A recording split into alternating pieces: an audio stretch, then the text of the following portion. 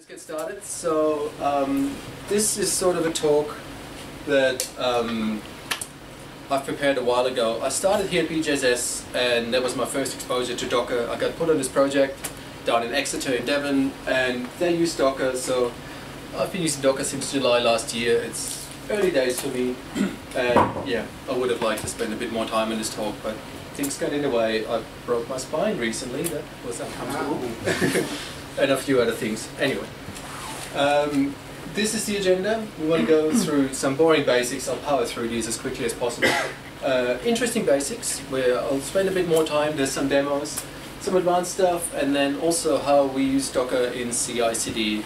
First up, how we used it in the early days, all the mistakes we made and the pain I suffered, and then what it looks like now, and also I'm working on improving it, and there's some early screenshots of what it will look like in the future. So yeah, that's the agenda. Cool. Just the boring basics. Docker started as an ecosystem on top of LXC. LXC has been around for a very long time, since 2008. And compared to other things like Solaris Zones or FreeBSD jails, it is actually quite young and, you know, immature, if you will. And ever since Docker, what is it, 1.10, it no longer uses LXC, it uses its own lib containerd that it's based on. Why would you want to use Docker? First up, well, it's portable. You wrap up your application in this nice container and you can ship it anywhere. And if that host runs Docker, your application will run on that. You can isolate apps from each other if you put them in a Docker container. That's quite nice. It's always this thing, containers are lightweight. Well, yes they are, but only if you compare them to a VM.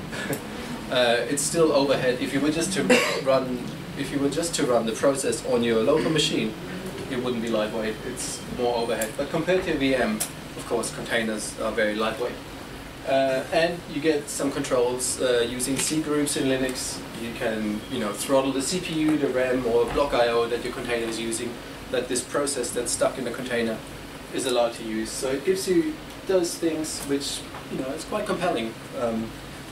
So that's why you want to use it. Another boring basic, Docker now has an enterprise edition. It's quite pricey, and all it really gives you is the certification that, yes, this operating system that you're using, along with this Docker version, gets a rubber stamp and we support it, and you can call us with your support queries. If you were to use a different operating system, it wouldn't get rubber stamped and you can't call us. It's a lot of money for that. We personally, where I am on this project, we don't use it, and we've been fine, really. So yeah. Now on to more interesting basics. So a container, a Docker container, is a running image, and an image itself is a collection of individual layers. And an image is built using a Docker file, and each instruction in that Docker file builds a layer. And yeah, that's basically how it works. We'll do a demo in a few slides so that it becomes easier. And here's some basic commands. You can run a container, stop a container, start a stop container, execute commands in a running container. So if you've got a container running and it's misbehaving, you can very easily just Docker exec a bash, for instance, into it, or a shell, and you can do some investigation, which is quite handy in in your dev environments.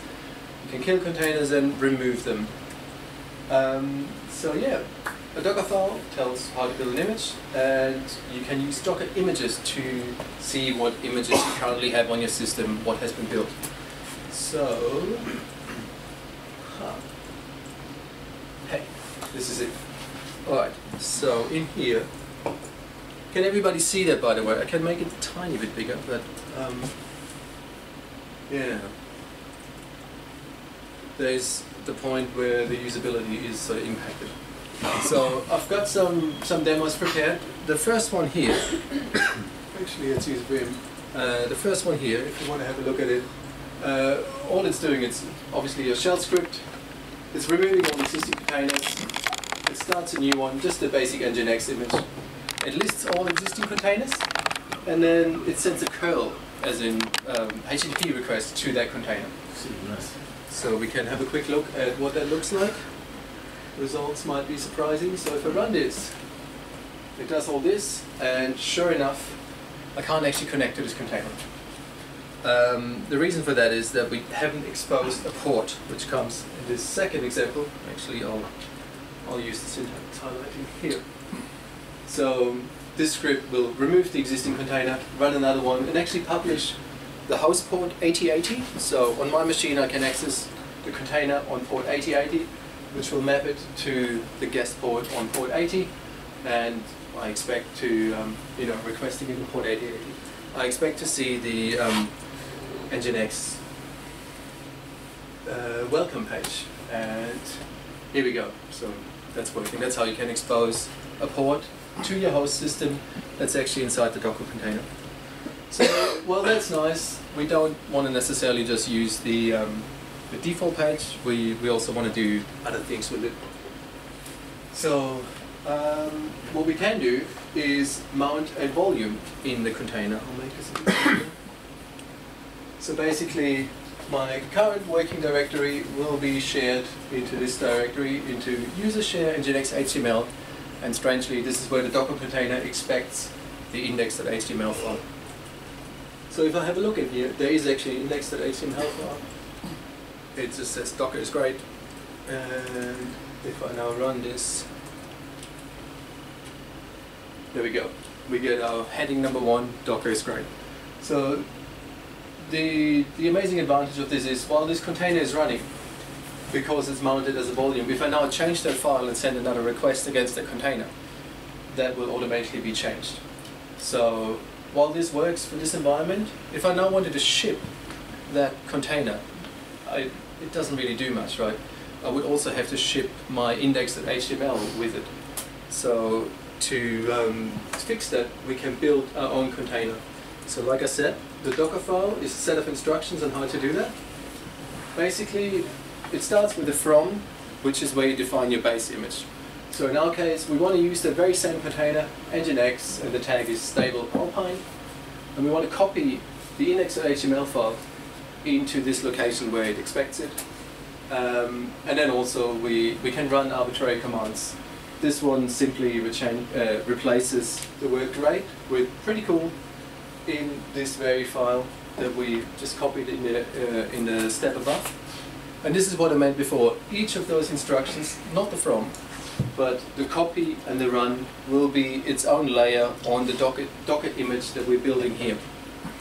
And we're building this image using this script. So we're saying docker build -t gives it a tag.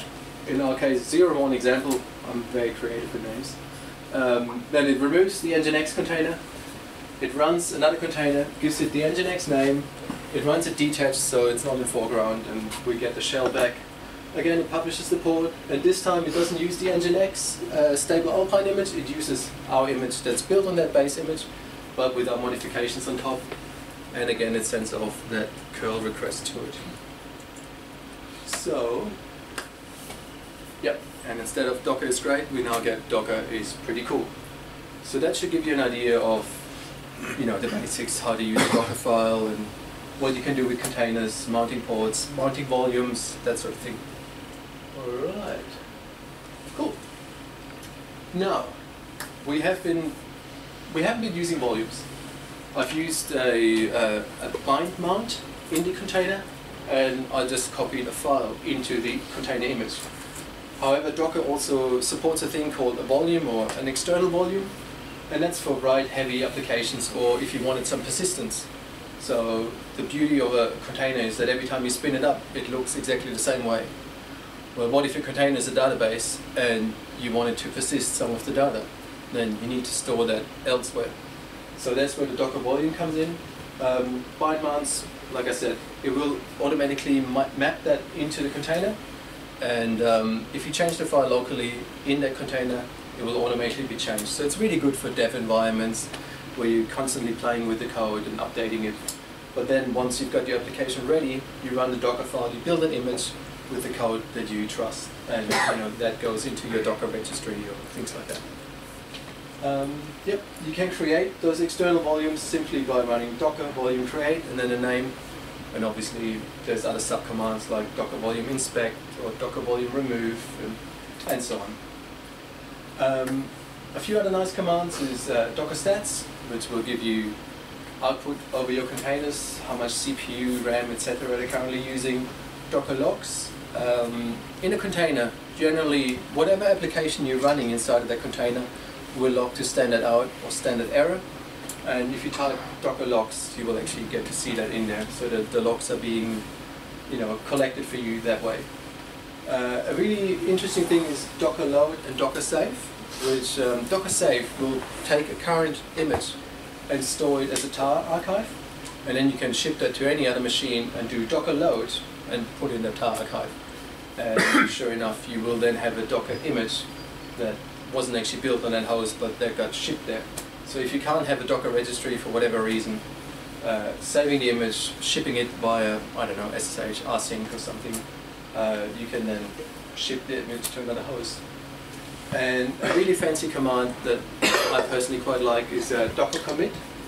So what you can do is, when you start up a container, all the layers that are made, or all the layers that make up your image are being loaded, and on top of it there is what's called a container layer.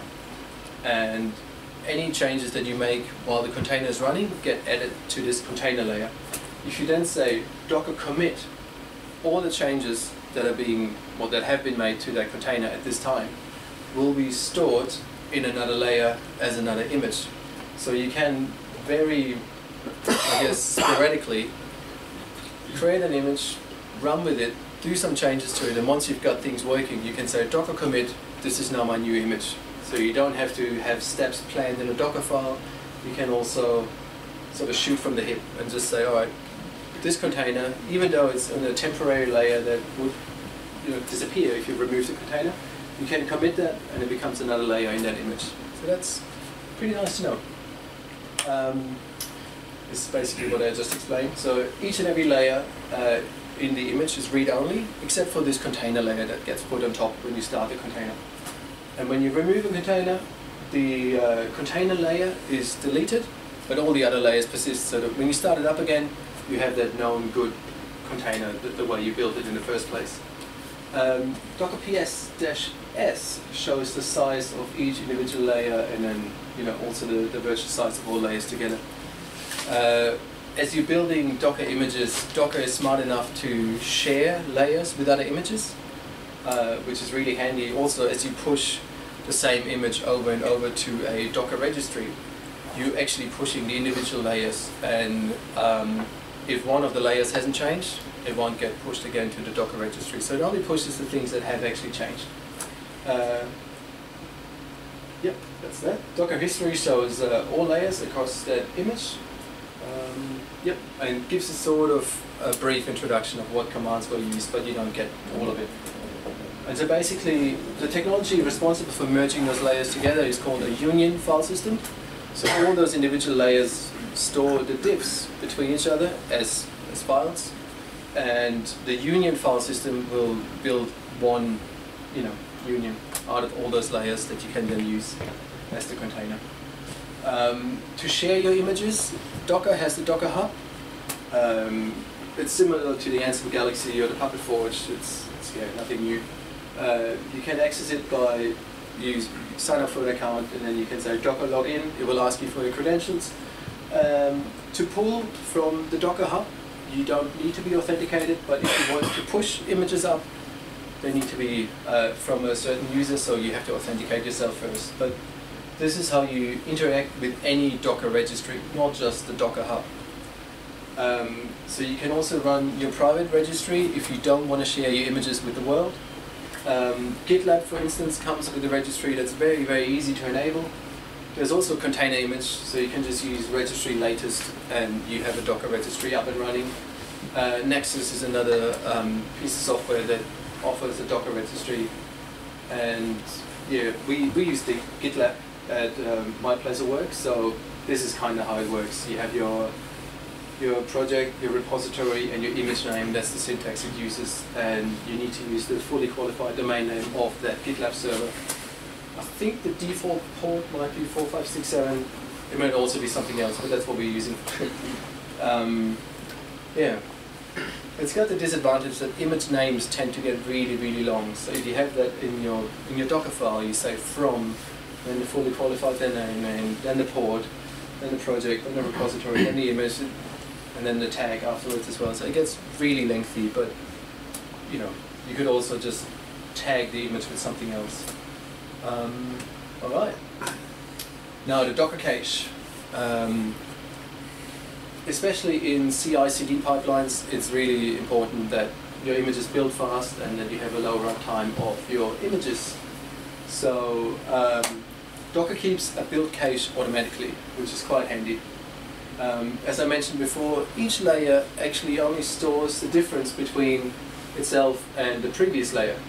So if any one layer changes in your Docker file as you're running it for the second time, it will automatically invalidate the cache, which can be a good thing, can be a bad thing. The good thing is that when you know how to use it, you can do really interesting things. Like, for instance, here, let's say you have a Node application, and you say, all right, this is my image, Node 8.1.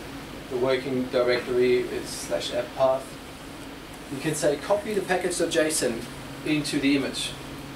Now, if you've run this previously and your package.json file hasn't changed, your container image, the cache and all that won't be invalidated, and the next step won't be run because you already have that in the cache. So a really expensive operation like npm install that often can take minutes, you don't have to run unless the package file changes, which is where npm gets its definitions. So it's a really interesting way of minimizing the time that a Docker build will take by arranging your Docker file in a way that you don't invalidate the cache unless you really want to, like in this example. And yeah, to illustrate the difference between a copy and the add command is that the add command will automatically extract a tar archive and a few other supported formats into your container, into the destination. Whereas copy, if you were to copy the tar archive, you would have a tar archive in your container. But if you use add, it will be the contents of that archive. So, neat little trick.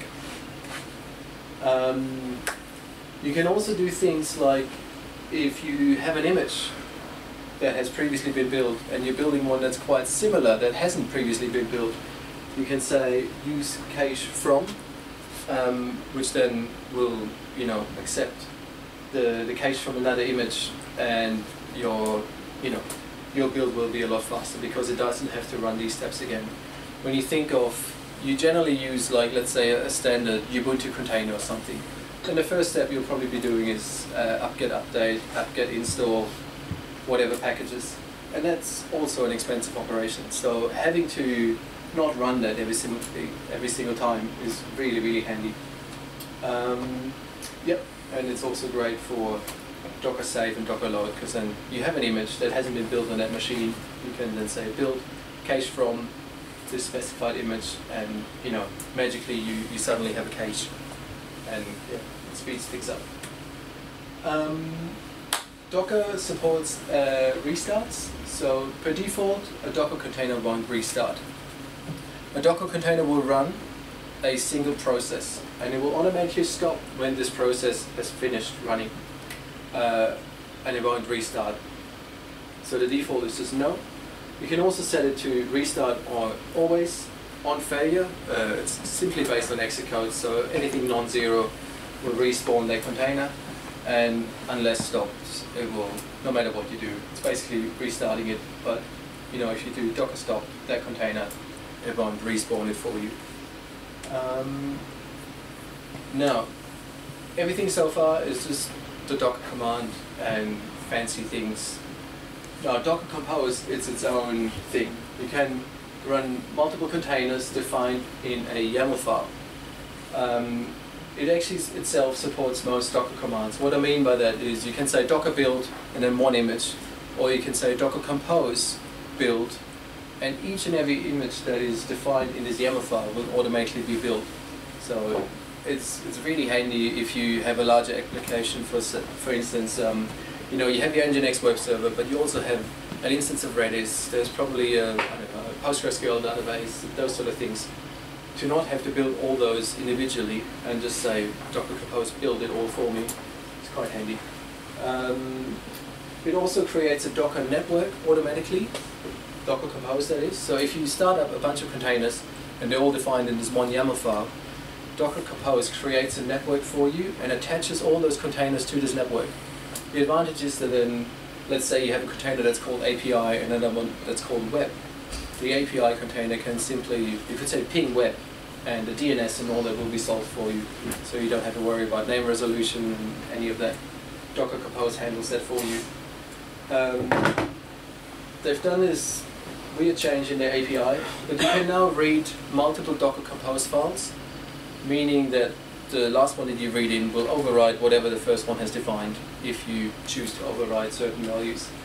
And also, in whatever directory you run Docker Compose, it looks for a .env file, and then you can have a variable in your YAML definition that will automatically be extrapolated with whatever is defined in that .env file.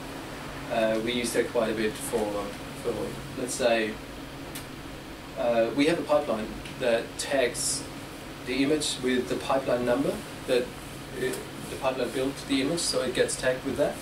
And in the .env file, we say start this particular image.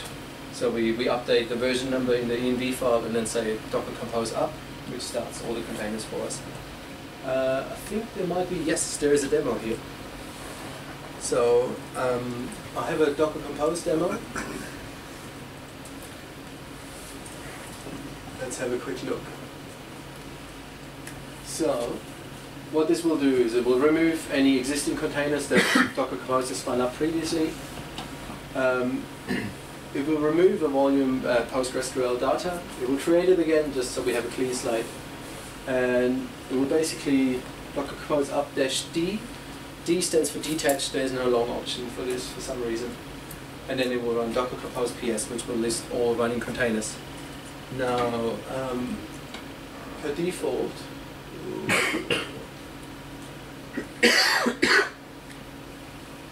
bear with me.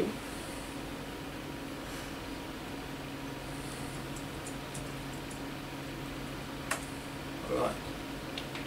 Per default, Docker Compose looks in its YAML file. That's just called Docker Compose YAML. Wow, I should have put a mouse on this. Let's not do that. Right. So this is the Docker Compose YAML file. You can see we're running the version 3.3, which is the latest one. And here we define a bunch of services. The first one we call my Postgres. And we define which image it's meant to be using, then the name that a container is going to get, which ports we want to expose. Again, this is on the host side, this is on the guest side, as in within the container.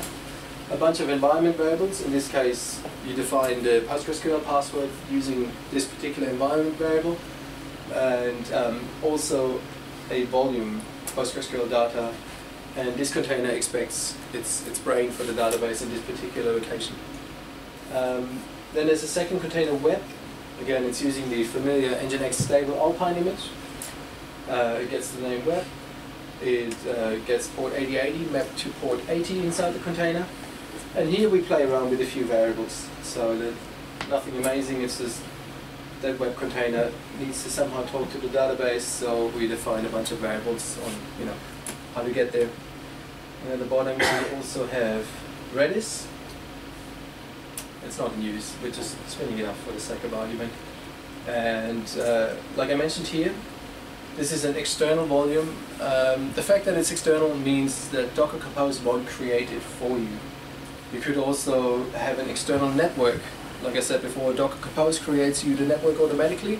If you define it as external, you're in charge of creating it. If you don't like the default subnet range that you get from Docker Compose, you can change it, create your own with the ranges that suit you, and then define it in here, and Docker Compose will just adopt it and use it. Alright, so this is what we're going to run. So far so good. So you can see here it removed anything that was running previously, removed the volume, created it again, up the containers, which is basically just downloading well, it would be downloading the images, but I've run this previously, so the images are already there. So it's starting all those containers, creating them for me, and then it's running Docker Compose, and I can see ports that are being forwarded, what the state of the container is, and what commands these containers are running. So that's pretty straightforward. And I guess if we can jump into the web container.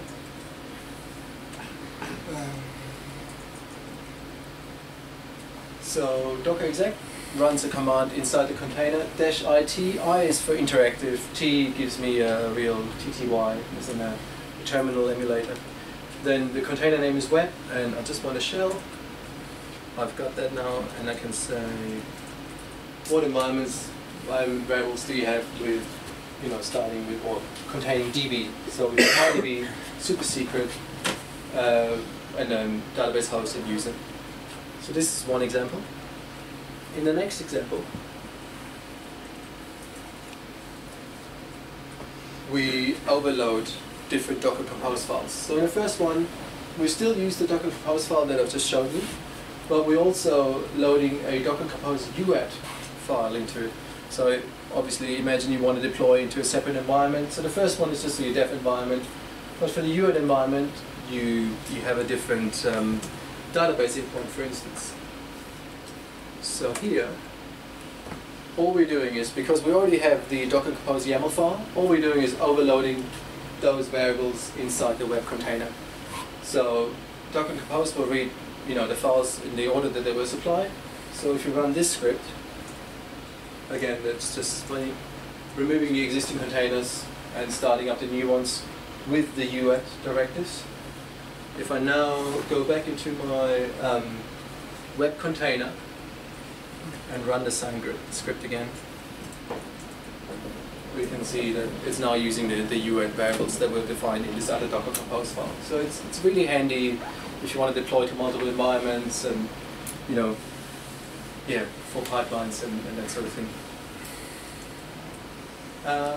And last but not least, we make use.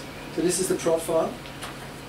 Instead of the UAT file, we're loading the prod YAML file, and that uses those variables that I've mentioned before. So the database user and the database password aren't defined in the YAML file, which is really handy if you want to commit them to GitHub and don't necessarily trust GitHub.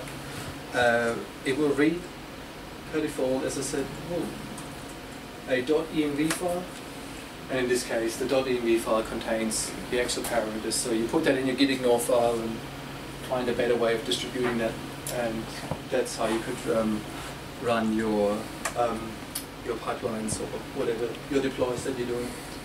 So this was in number 3. Yep. And again, we'll jump into the container.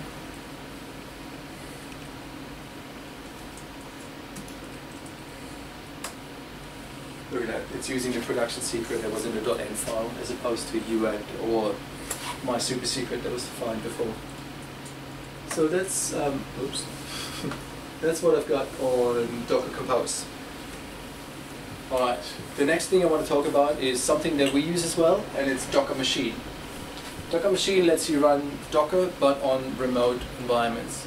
So you can set up a connection to a different environment, a different host, and then use your local Docker commands, be that Docker or Docker Compose or whatever, and it will talk to the Docker daemon that's running on a different node.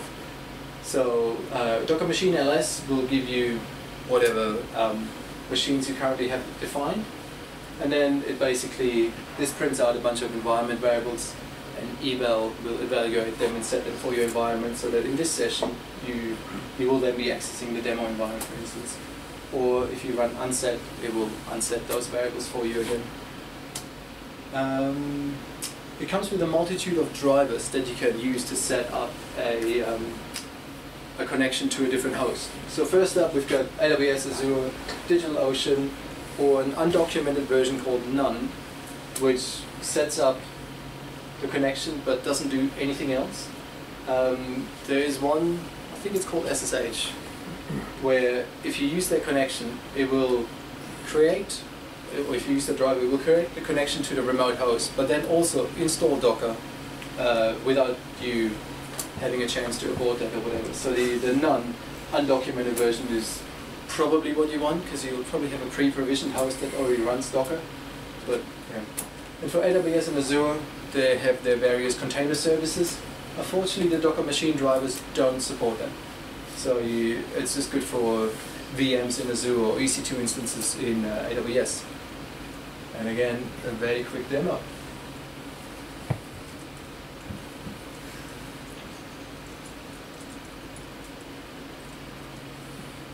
Docker machine, okay. And here we just have one example.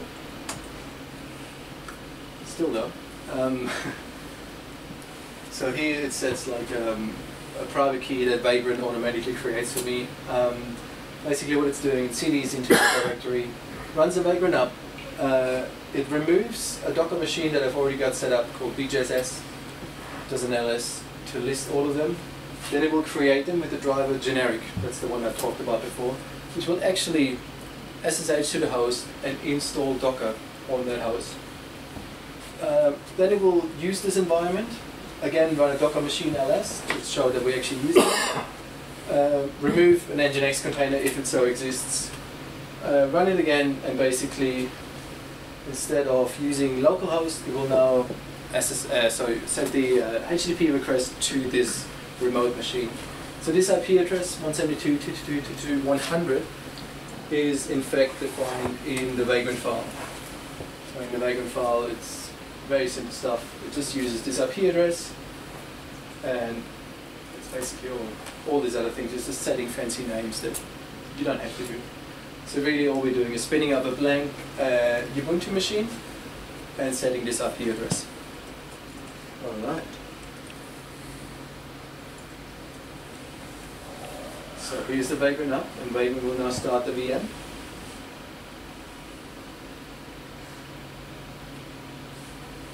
Alright, it has removed BJSS from my Docker machine list.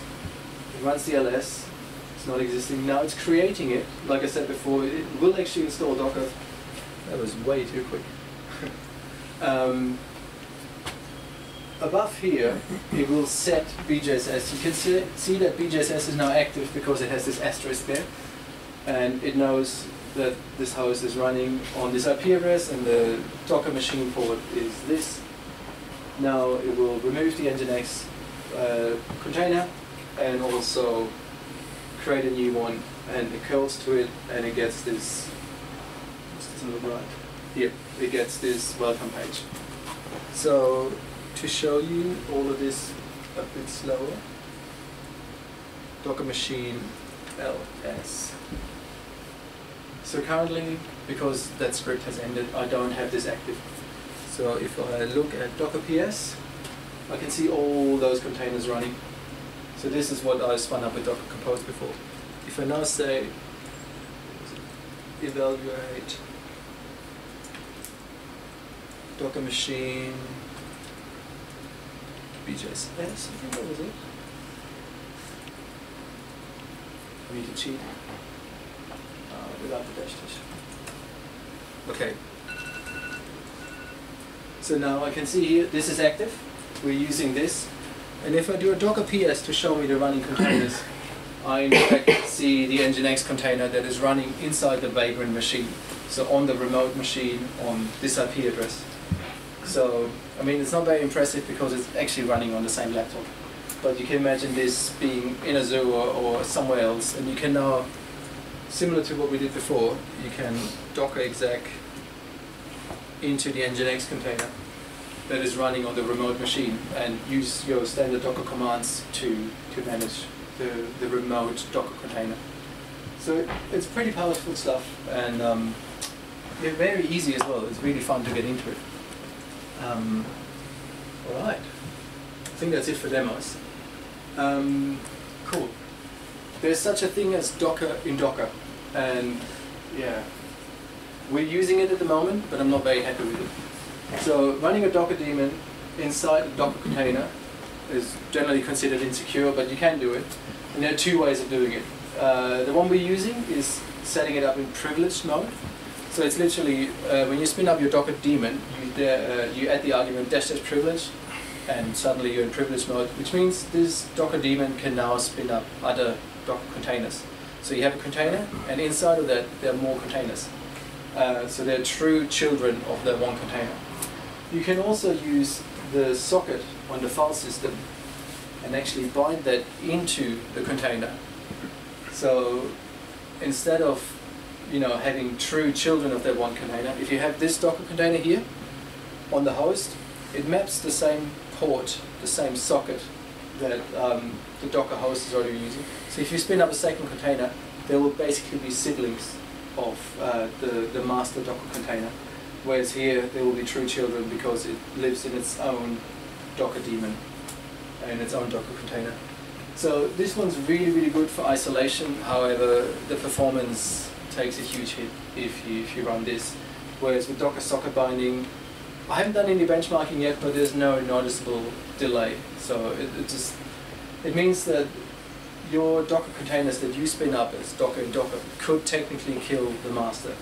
Whereas here in privilege mode, if you have any children of your Docker container, they're completely separate. They couldn't do that.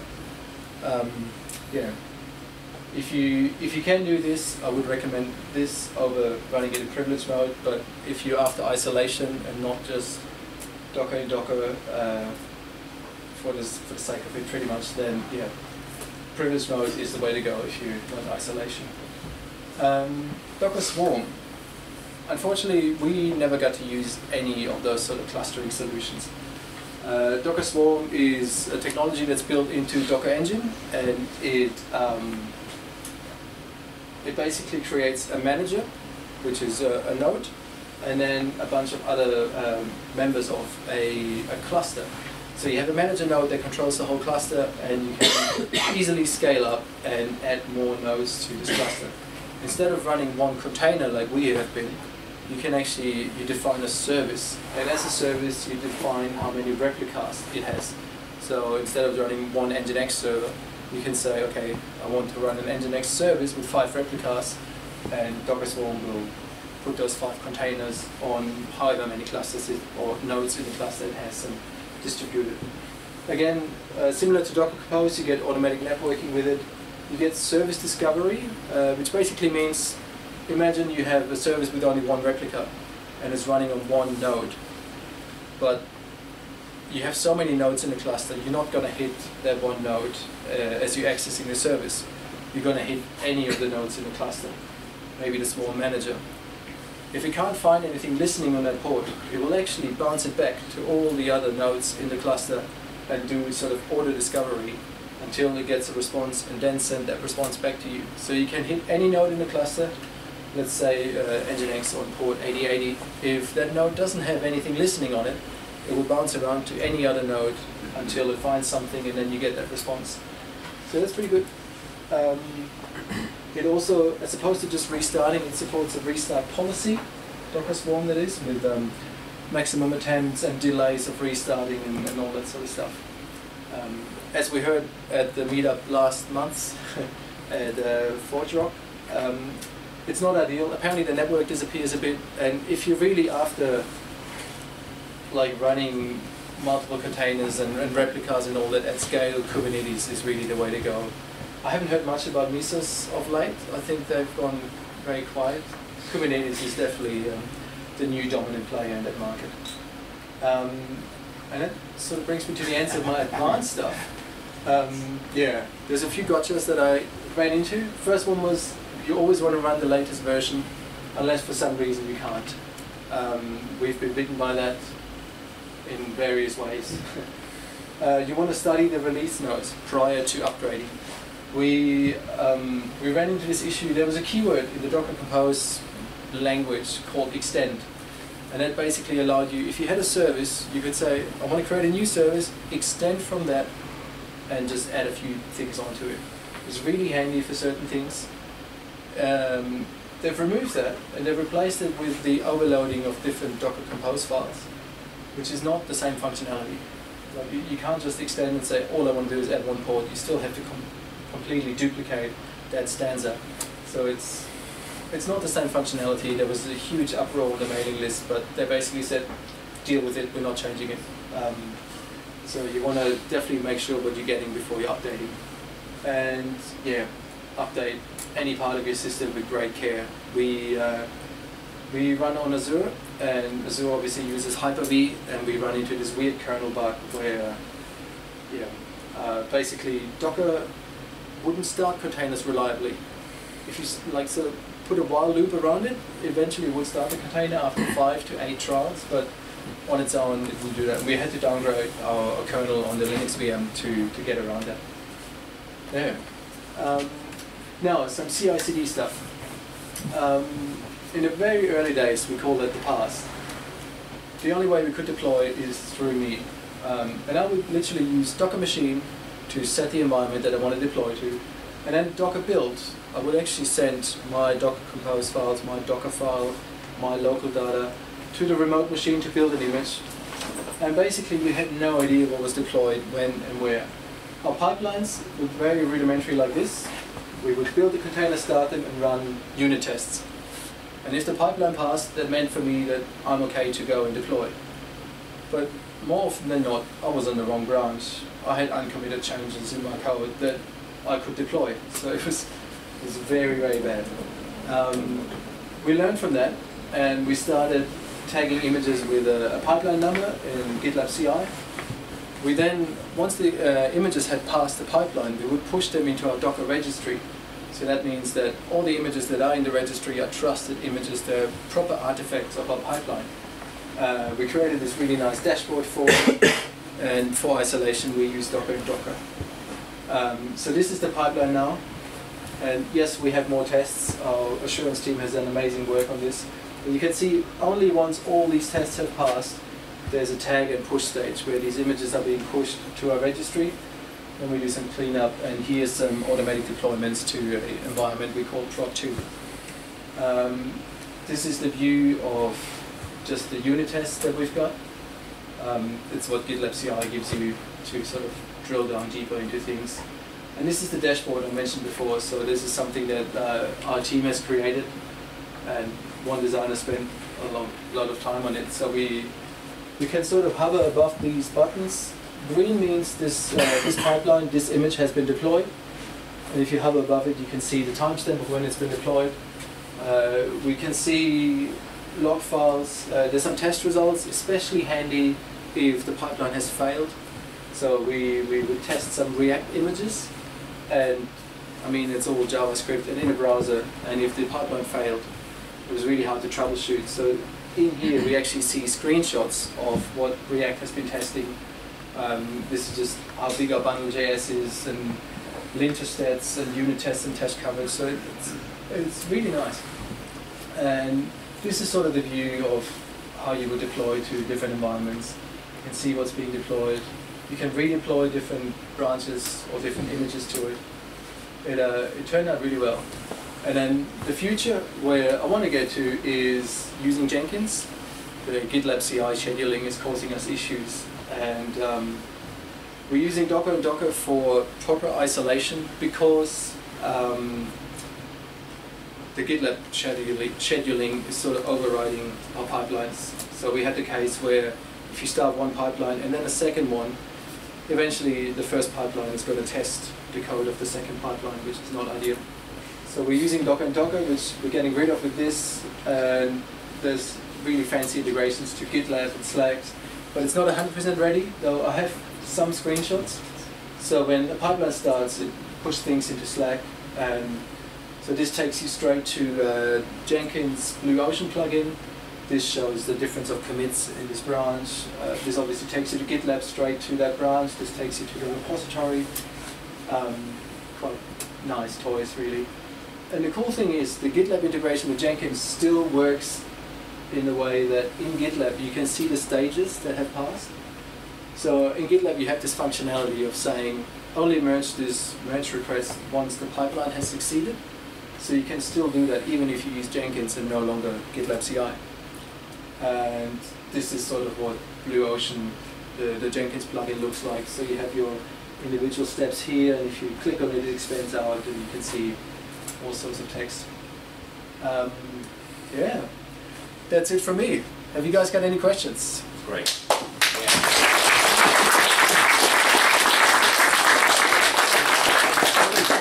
Could you say a bit more about why you had to go for Jenkins? What was it that GitLab CI failed on? Great. So we're using GitLab CI and we're using the shell executor. So it runs natively on our build host where the GitLab CI runner is on. And if you start a pipeline in GitLab, even if you set the executors to just one, it will hit each and every job after another. If you then start a second pipeline, it will prefer that second pipeline. So it doesn't finish one pipeline as a piece. It considers a pipeline as a collection of jobs and just runs them arbitrarily, really. So the second pipeline, you would probably have something like a build stage, right, where you build your images. Then you have a start stage where you start them. So this runs on that build server. If you have two pipelines, the first one builds images and starts them, and then runs tests against them. But it sort of alternates between the two pipelines. So the second pipeline, completely different code, builds images, then starts them. So the first pipeline is still checking whatever local images there are, but you're currently running your tests against the images of a different pipeline. So that's really unfortunate. There are lengthy threads on the GitLab bug tracker about that. And, that's in Jenkins. One pipeline is one unit, and if you set the executors to just one, it will finish that pipeline and then start the next one. Which makes more sense if you ask me. Yeah. So that's why we had to go for Docker and Docker to sort of isolate them from each other, and that brought our runtime way down. Like it would normally, on a local host, it runs in about 3 minutes 30 all our tests, and on GitLab with Docker and Docker it takes 10 minutes. Okay. So you don't need Docker and Docker at all now because of Jenkins? Exactly, yes. And that brings it down to about, I'd say, 5 minutes. It's still slower than on the local machine, but you know, it's far better. Yes, please. Was there a reason you were using the SSH GitLab runners rather than others? I don't. The SSH GitLab runners. How would that change? There's different ones you can choose: SSH, Docker, Kubernetes to run. Okay. Yeah. But SSH would just use a remote machine, right? As opposed to the build server where the GitLab runner is on. Am I understanding that right? I'm not sure if I'm using. So there are different executors, you're quite right. One is the shell executor, another one is Docker and Docker. I've played with that. It does weird things. So it spins up a Docker master container, then a Docker child for each and every job. So yeah, it doesn't use the same master container. So, and if you're building your images here, that all gets thrown away, and then it starts a new master container to start them. They no longer exist. So I've bashed my head against the wall with this for a long time. And I use the shell executor, and it runs. The first step it runs is the shell script that starts a Docker and Docker container, or checks if one for this pipeline already exists, and then just uses that. So I sort of worked my own version of Docker and Docker into this, where you can stash the stage after every stage. So you can. So you can Jenkins stash the stage, and then you can reuse a container that way. Yeah, it's much easier. It's all and happening on the GitLab server, well. and it's incredibly slow. I've played around with that too. Yeah. Just conscious of time. Should we, one more question for Stefan? You want? Yeah. With that build pipeline, it's facility you want to build to push into a private registry. How do you manage that registry? Just big with disks, or do you kind of tidy up old images? We tidy up old images, but it's not a great process at the moment. We literally go in and at some point remove all images and then start from fresh. Yeah. What's coming into production sort of thing, so anything older than that. It's like getting rid of. Yeah, unfortunately we use the GitLab registry, and it does not have a way of programmatically deleting images. There's no API call or anything you could use. One guy on the bug tracker actually complained the page that lists the images for him is so big it doesn't load anymore. Can't delete the images. Yeah, we go in every once in a while and delete them manually, unfortunately. Yeah. Great. Thanks very much, Stefan.